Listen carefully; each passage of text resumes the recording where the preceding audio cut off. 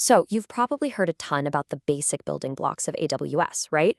But what happens when you need to operate at a massive scale? Well, that's where things get really interesting. We're going to dive into two key concepts, automation and hybrid cloud, and see how they solve some of the biggest challenges you'll face. Look, spinning up a single server in the AWS console, that's the easy part. But what happens when you need to manage 100 of them? Or when your team needs to deploy the same super complex environment over and over and over again? Now that's the real challenge of managing at scale. So, really, it boils down to two ways you can tackle this. On one side, you've got manual clicks in the console. You know the drill. It's slow, it's inconsistent, and let's be honest, it's just asking for human error. But on the other side, you have automated code, which is fast, consistent, and perfectly repeatable every single time.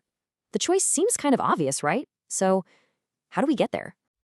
How do we solve all that manual chaos? Simple. We start treating our infrastructure just like we treat our applications, as code. And this whole idea has a name, infrastructure as code, or IAC for short. It's a really powerful concept.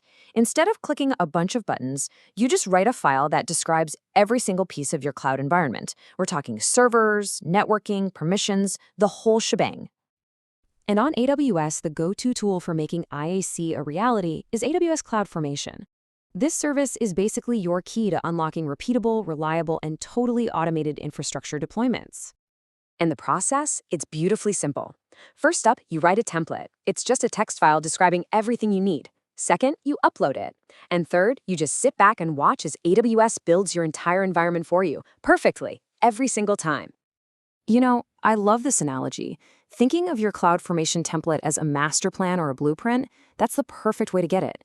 You can check it into source control, track every single change, and share it with your team just like any other piece of code. So why bother with all this? Well, for starters, you save a ton of time. You guarantee that your development, testing, and production environments are absolutely identical, which gets rid of all those annoying but it works on my machine problems. Ultimately, it just makes your deployments way safer and so much more reliable.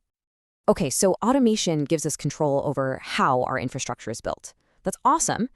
But what happens when you run into a completely different kind of problem?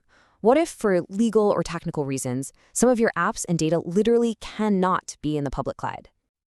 And that, right there, is the hybrid challenge. It's about needing to solve for a specific location. And sometimes the only way to do that is with actual physical hardware sitting in your own data center. And look, there are some really solid reasons for this. I mean, think about factory systems that need real-time control with basically zero delay. Or what about financial or healthcare data that, because of compliance rules, legally has to stay inside a specific country or even inside one specific building? These are problems a public cloud region can't always solve by itself. So how does AWS handle this? Well, this is where it gets wild. They literally bring the cloud to you, and it's called AWS Outposts. AWS Outposts is honestly fascinating. It's a physical rack of AWS-designed hardware that they install directly into your data center. It actually extends the same AWS infrastructure, the same services, and the same tools you're already using into your own physical building. So, who manages what? It's pretty straightforward. You still manage your applications and your data, but AWS, they take care of the hardware, the infrastructure, and all the services running on it. You get all the benefits of the cloud without ever having to touch a physical server. And this is the absolute game changer, right here. For your developers and your operations teams, it feels exactly the same. They're using the same EC2 instances, the same EBS storage, the same APIs they already know and love. The only difference is that those resources are now running just a few feet away, right inside your building. All right, so we've got automation on one hand and this hybrid location idea on the other. Let's pull it all together and see how these two powerful concepts create a truly unified infrastructure. And here's maybe the most important thing you need to understand about Outposts. It is not some separate, isolated box you have to manage differently. No way. It is a true extension of your AWS cloud environment. It's all one unified ecosystem. So let's just zoom out and look at the big picture here. Automation with tools like CloudFormation gives you total control over how your infrastructure gets built, making sure it's consistent every time. And hybrid cloud with AWS Outposts gives you precise control over where that infrastructure actually runs. You put them together, and you get a single, unified way to manage everything. And that kind of leaves us with a really interesting question to chew on. With services like this, the old lines are just blurring.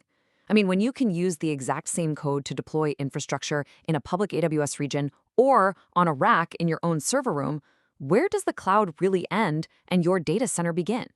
It's a pretty powerful shift in how we think about all this stuff.